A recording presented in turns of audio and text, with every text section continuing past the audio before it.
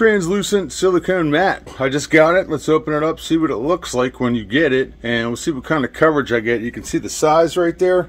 All right, let's unbox this thing, see if it's all wrinkly. I want to see if the color's actually translucent too.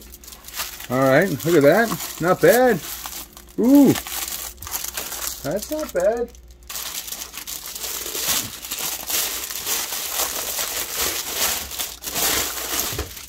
Well, you just saw me unwrap it. Not a wrinkle on this thing. It is exactly what I was hoping for. Let's see. I don't know whether you can see this or not, but there is not a single wrinkle on this thing. It is absolutely perfectly flat right out of the box. You just witnessed it. I'm completely impressed with this thing.